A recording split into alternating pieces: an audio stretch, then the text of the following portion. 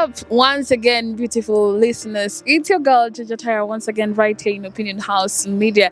And yet again, I have another amazing guest, all the way from a member, should I say a strong member of Bunge la Mwananchi, anayejulikana kama Victor.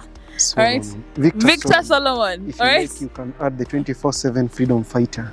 Okay, 24/7 freedom fighter right here in Opinion House Media. And of course, he has a few concerns about what is currently happening in the government. I'm talking of the protest, I'm talking of the speech that the president gave just recently. So Victor, please tell us, how do you feel about this whole speech that the president gave today?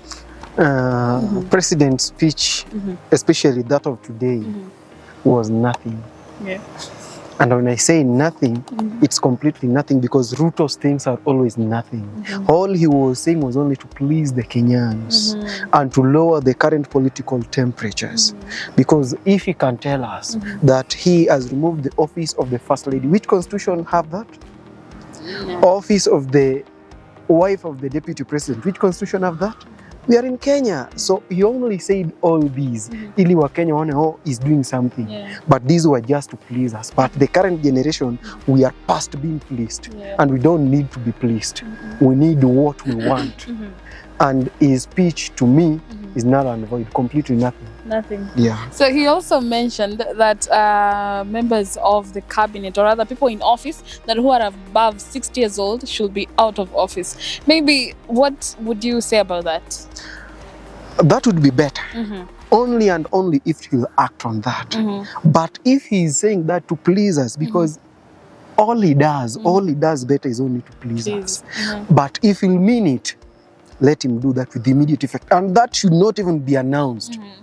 It's in the constitution. Remember, retirement age is there. Is it the duty of the president to remind those who are at their retirement age? Not at all. So the president did nothing. It's still nothing. It's still nothing. Yeah. So maybe if you were to give a speech right now, or rather talk to the president right here, what are some of the things that he would have really taken concern of and taken action upon? Number one, president would have broken his cabinet. That would be better. Secondly, all the corrupt leaders, starting with himself, because he's very corrupt. In fact, more than corrupt, he would have quitted the office. So those are the things he would have said. But this issue of camouflaging to fit the current environment, not at all. As at now, I would advise the president to talk about the unemployment, the corrupt things, what the Gen Zs and the millennials demanded for.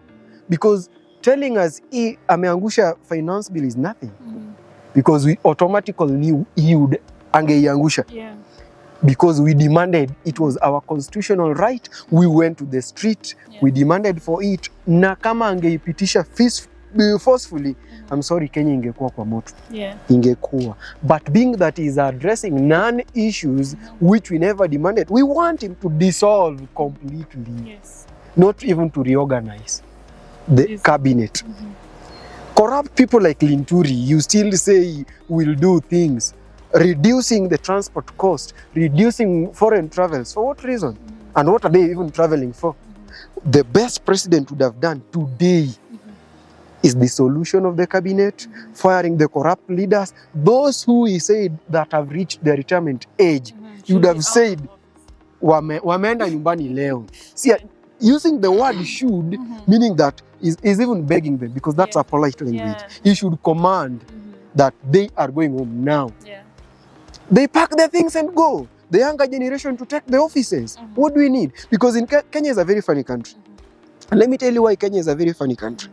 You go to a company or even a government office, they need you with a 5 years experience, yet even getting internship in a government office, my friend, utatembea miaka miwili, enda rudi. So Ruto is still doing nothing. I don't see anything. Yeah. So maybe we've seen that Deputy President Rigathi Gachagua has not been so deep in these Mandamano protests. He's actually been begging the Gen Z to be to give a room for dialogue. And today we saw that the president said that he wanted people, the Gen Z, to join him in X space, but some say that they don't want to do that because they're tired of the dialogue. Maybe why do you think Rigathi is backing down from all this? Number one, we know how Ruto made it to power. And the strategy he used is the very thing Mr. Rigiji is doing right now. Ruto pretended that he was a God-sent leader, that Uhuru Kenyatta was the worst. As at now, Rigiji is telling us that what Ruto wants to do is not for that. And remember, allow me quote this even if you never mentioned it in your question. The other day, Rigiji said, the NIS boss, Noordin Haji, misadvised the president. How foolish are we that the deputy president works hand in hand with the president? And remember, Rigiji once worked as a DO. And I do refer to him as Bwana Dio. He knows all the protocols, all the security, all the intelligences, all the ways that he could advise the president as his deputy, not even a vice president, deputy president. That here, you've not been advised by the intelligent. Now, me as your deputy, let me tell you that the nation is going to be on fire. He never did that. Now he's coming out publicly telling us that Noordin Haji is sleeping somewhere. Okay, above all, yeye ni mkubwa wa Noordin Haji. Angemwambia, you tell the president this is going to happen. Because the intelligence are all over. And these things were never cooked at night and then it happened during the day. It was a well-planned thing. So Rigiji is also another chameleon, camouflaging to fit environment and to make strategies, because all we know with Kenyan politicians, once if you are an MP as at now, you think of being a governor. Rigiji is a deputy president. The only office he's thinking of is being a president. And that's what he's trying to cook around. Pretense, nothing more. So, he's cooking pretense. I need to expect you to say that. But anyway, people want Ruto out of office. That includes the government that is, behind him. Do you think that the Gen Z would be able to achieve that at the end of these protests? Unless the president comes to terms with what the Gen Z want, that is when we can talk about, leadership. Leave alone the Gen Zs. Even me, Victor Solomon, want Ruto out of the office. Without fear. I'm telling you now, in front of a camera, that Ruto should leave the office. And if it's the issue of using the word Ruto must go, then I've used it. Ruto must go. The reason being, Ruto is a brother to Jesus. Okay. Ruto is a brother to Jesus because Ruto can cough Bible from Genesis to Revelation. Very true. Ruto is a God-sent leader. Okay. So if it's an issue of preaching the gospel, Ruto can preach water but drinking wine. So if it's the issue, because Ruto is the source of everything. Because if he had meant all that he said during the campaigns, nothing could have happened. But these are lies. He talked of higher taxation. He raised it even more higher. He talked of creating job opportunities. Ruto is only recycling rejected leaders. And now let me ask you, he talked of creation of jobs. Which youth is in Ruto's government? Do you want to tell me it's Mudavadi? Is it Wetangula? Is it former Governor Machakos? Then who is the youth there? They're all old. Recycled leaders. Recycled reject, especially to Mudavadi and Wetangula. Recycled reject. Yes. Okay. So the youths have no job. Do you think there are no people who are overqualified even to be the speaker yet they're jobless in Kenya? So Ruto must leave the office. And let me tell you why he must. And it's very possible because it's like you're doubting. It's true that he can. The Constitution of Kenya states very well that the power is for the people, by the people, and it's in our hands. So we, the people who have the power, we made Ruto the president, we can remove it out. So if we say it's a must, then Ruto must go. He definitely. So maybe if we talk about the speech the round table that he did the other day, there's some questions that he was asked and he did not respond. Maybe if you could briefly talk about the whole speech and the whole answering of questions. How do you feel about that? I was disappointed.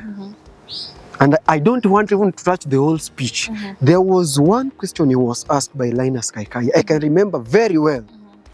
The little boy, the 12-year-old boy who was shot 8 times. Ruto was asked. The only message he could send to the mother, even just saying sorry or a common condolences, Ruto said the boy is alive. That's a precedent. 8 gunshots. Were they on the leg? Were they on the hands? At the back here, at the shoulder. A president of a country saying that the boy is still alive. You know, there are things we feel, I even feel sorry to talk about that, because the president, we have an uncaring president. And even if he said he's a parent, I don't think he's a father to all his children. I'm sorry to say that, because a parent must feel the pain of other parents, but he never felt it. Even if the boy was alive, let's assume he was alive. And so, don't you feel the pain even if he was alive? But he never felt. From his face language, from the facial expression, Ruto was not sorry. And I can say he was even celebrating. This very Ruto said during the campaigns, but during his reign as the president, there won't be extrajudicial killings. Have you not seen them? We have. Now, the other day there was to be a demonstration which was infiltrated by goons. A police from Uganda was caught in a plainclothes shooting innocent Kenyan demonstrators, leaving the goons. Or do you want to tell us the police went to guard the Uganda house in town? What was he doing there? Today, was it not today that Kithure Kindiki was being questioned? He couldn't answer that. And he said that the people who entered the government were goons. There was no goon in the parliament. And the reason as to why fellow youths, me included, went to the parliament was to stop the MPs from passing the finance bill. So him giving us name as goons, in fact, I demand for his apologies. I demand for his apologies, because we, the youths of this nation, we are not goons. It's the government which had goons. Just yesterday, the goons were lamenting they were not paid. Goons who were taken to City Hall, they were not paid. And who hired the goons? The government. And let me tell you, in fact, I'm sorry even to use the word government. In Kenya, we don't have a government. We have a goonvernment led by goons. Led by goons. Yeah, because if you want to confirm that, there was this old mama from Githurai who said, yeah, I remember that video. Who said that what was done to them in 2007, it is what is being done to them now. And he mentioned the name, Ruto. So if Ruto was a goon back then, and now is the head of a government, is there a government or we have a goonvernment? It's a goonvernment. So Ruto's the round table thing, questions, if I were to rate him, I would give him 0.0 over 5. Wow. And of course, we've seen that Sakaja was accused of being in charge of the goons that came out of City Hall. And he tried to recuse himself, saying that he was in Diani and he was busy doing I don't know what. But maybe, do you think that he was also in charge of sending those goons? You know, if there's one most confused person in the government, is Sakaja. The best he can do is only to smile and to show his dimples on TikTok. Oh my God. Because let me tell you, with the current technology, what, even if he were not in Diani, let's say he was in America, what could he not do? Nothing. And who is the head of City Hall? He is in the one. And now what lies can he cook to convince Kenyans that he never sent anybody there? Is he not part of this government? He is part. And he's the governor of the great city Nairobi. So everything being cooked in the City Hall can't be done minus the knowledge of Sakaja. I know the other a government official could have done that, but they couldn't do it minus his knowledge. Yeah. So what he was doing was just shedding crocodile tears to Murumie. That's all he wanted, nothing more. But I know it was part of it. Yeah. And also we've seen CS Murkomen was found with 200 million Kenya shillings in Dubai in cash, and he was arrested. So I don't know where we are headed as Kenyans, but according to the stories, we're told that President Ruto made a phone call and he was then released. What do you cook out of that?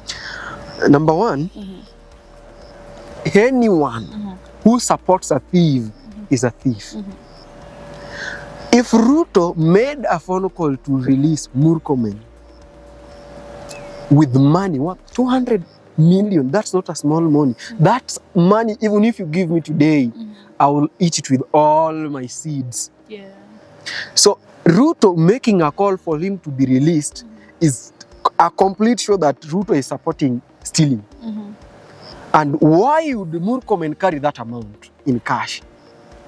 And if you want to know that we are being led by fools, and the word fools is written in bold red pen, underlined, italicized, in fact very bold, a fool carrying that huge sum of money in cash, what are you trying to tell us? But let me tell you something. Pierre Lumumba once said, in Africa, and to be precise, now let me put it to Kenya, anybody who steals public money will be presented for election. Yeah. And if you want to be worshipped, if you want to be sung, take this stolen money, go give to the old confused generations. They will even sit down their children telling them that, you see, so-and-so is the one giving us money for supper and what? Let's vote him. But the Gen Zs and the millennials is a different generation. That's why I would say Ruto supports stealing and corruption in the government by releasing a thief. He would have said that that man be hanged there, because in Dubai they don't joke with those corrupt leaders. They would have said let him be brought to Kenya, head to jail, committee, industrial area. I fail to understand why they only made innocent Kenyans who speak their minds be taken to industrial area, yet leaving thieves and goons in the government. Very foolish. Yeah, well, now that the president has spoken and we're yet to know what the Gen Z want to do next, maybe you can brief us a little, maybe what next after whatever the president has said. Are we still on with Ruto must go, Zakayo Shuke, and the reject finance bill? Me, personally, I'm for Ruto must go. Yeah. Because I form part of the Gen Zs and millennials, and being that I'm not their leader, and I will still say we are leaderless. Yes. I will say we fight forward.